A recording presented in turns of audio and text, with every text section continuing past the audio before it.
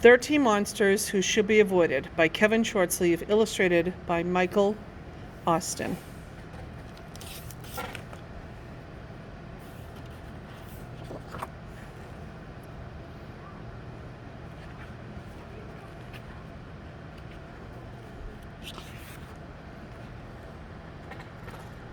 How do you do? I'm Professor Legrand of Legrand University, the world's foremost expert on monster diversity. Pay careful attention to my lecture this morning. Take meticulous notes and remember this warning. I have worked 40 years on this neatly typed list of mischievous monsters whose natures consist of conduct I best can describe here at present as something far less than what most would call pleasant. Indeed, some monsters are charming, as guests they're enjoyed, but the ones I'll describe are best to avoid. Before we begin, I'll thank you for coming and request that you refrain from all tapping and humming. Now then, if on a Sunday, while clipping the hedges, you snip a snit's hair with your sharp clipper edges, I suggest that you run and most surely beware, for snits are quite touchy when it comes to their hair. Oh yes, no beast has hair finer than the hedge-standing snits, and when snipped incorrectly, snits will throw fits. Now a fit-throwing snit can be greatly unkind, and won't be content until he's bit your behind.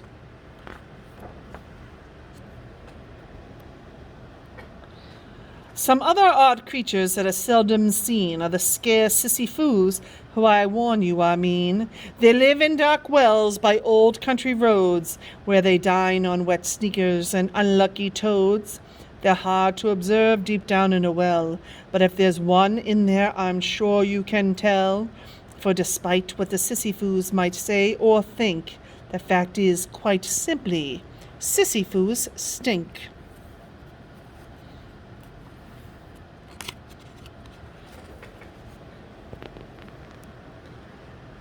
The thumble-haired landowns found only on Mars present no problem far off in the stars, unless out of boredom, for Mars is quite bland. They decide an excursion would be rather grand, so they pack up their cameras and frisbees and jammies, grab their third cousins and brothers and Grammys, fly down to Earth and rent an RV, pull up at your door and demand to have tea.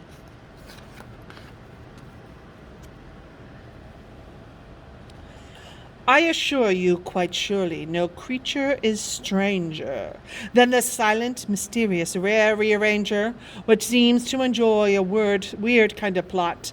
It places your things where it knows it should not. When you wake in the morning, the creature is gone, and you find your piano is out on the lawn. Where your TV once was, you now find the broom, as the sprinkler sprinkles your mom and dad's room. Your father's new Volvo was parked in the tree, and your uncle's asleep where the dog used to be. The cat's in the bird cage, the bird's in the fish tank. Where the fish have all gone is unclear, to be frank. Even the mailman can no longer be traced. His mail's in the fridge, but the man is misplaced. Upon searching further, it soon is discovered the rooftop antenna's been shoved in the cupboard. Behind the antenna, quite against what he'd wish, their mailman is found with his sack full of fish.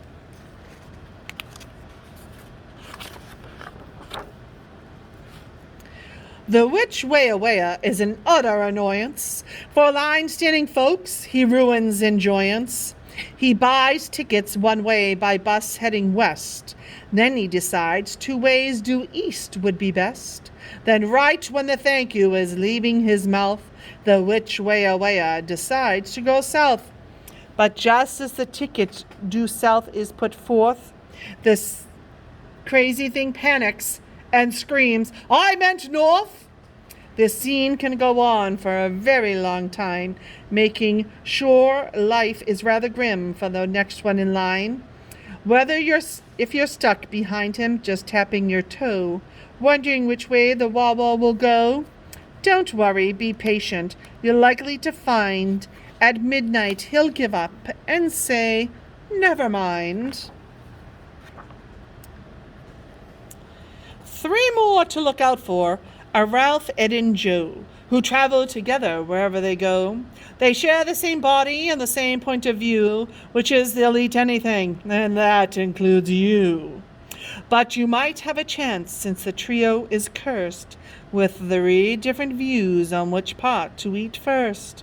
Ralph prefers elbows and Joe likes the belly, while Ed fancies toenails in fig pickle jelly. They'll never agree, they might argue all day, till finally they'll notice their lunch ran away.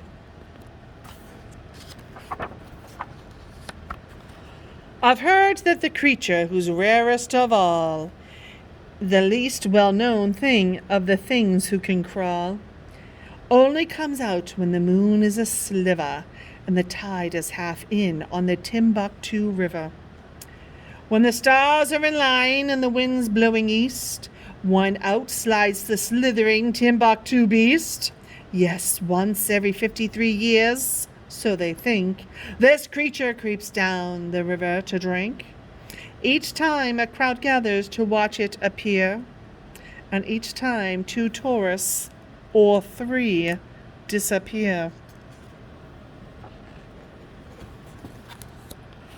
If just after midnight you hear something snore, and it sounds like your socks aren't alone in the drawer, and upon crawling closer, if ever you dare, you observe furry feet sticking up in the air, there's no need to wonder.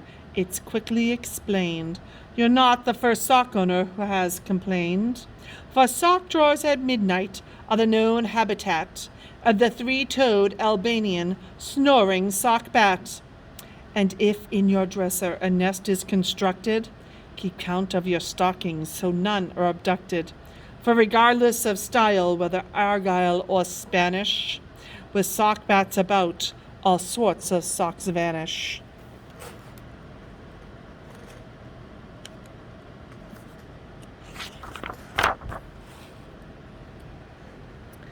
Mess monsters in general should not be let in, because once inside, mess monsters begin to tip every lamp and spill every mug, till all the paintings and rumple each rug. Topple the trash can down the front stairs, replace every light bulb with sticky peeled pears, load the dishwasher with sport fishing gear, drape soggy spaghetti from the brass chandelier. Paint pudding pie murals depicting a pig, stick bubblegum wads in your aunt's silver wig, cut paper dolls out of your dinosaur poster, and pour maple syrup right in the toaster. When the Miss Monster will suddenly shrug, say, "Sorry about that," and give you a hug.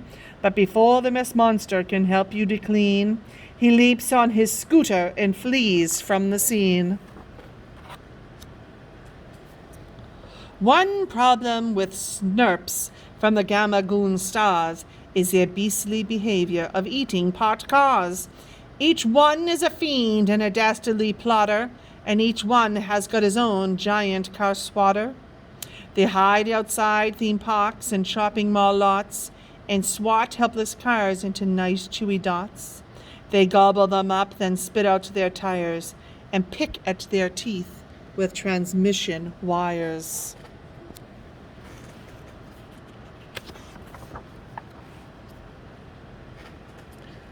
Doohickey-majiggers have triple-hinged knees, useful for fishing from doohickey trees. They move by propellers clamped tight to their nose and hop on the clock, springs attached at their toes. Each ear forms a quick-release 4-pronged umbrella or a cooking attachment which fries mozzarella. They smoke alarm taillight with flashing red rivets, converts in bad weather to a foghorn that pivots. In fact, doohickey-majiggers have such complex constructions that when they are born, they come with instructions.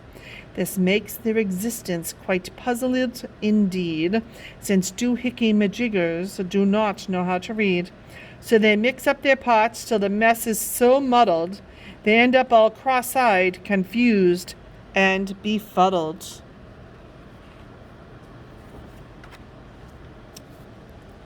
Another odd beast whom I hope you don't meet.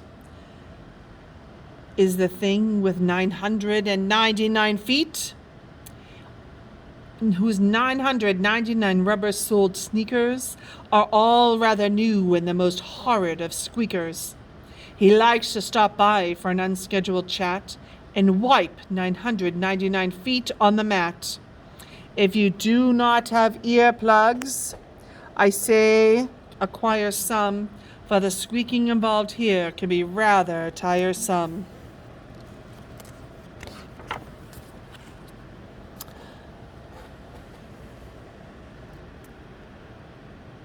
At Edward Van Aken's in Western Merced sits a thing in his room, which is Edward's new pet. It's a gourd that he found in the neighborhood's bog, who was hard to pull out of a half-submerged log. He brought it straight home, gave it crackers and cheese, which it ate, with the plate, gulping down all of these. And when the crackers were gone, the gourd ate a chair, and then ate a towel, and then a stuffed bear. Next came a ski boot, a decorative rug, a football, a flashlight, and a jar with a bug. Then it ate up the bed with the curtains and sheets, and a very fine pair of bright green parakeets. It slurped up Ed's homework and a ping-pong ball shooter, then gobbled down his CD-ROM format computer. It gobbled each book off of each shelf. Now all that is left is poor Edward himself. Would a gourd eat a boy? Should Edward beware? Edward is sure the gourd wouldn't dare.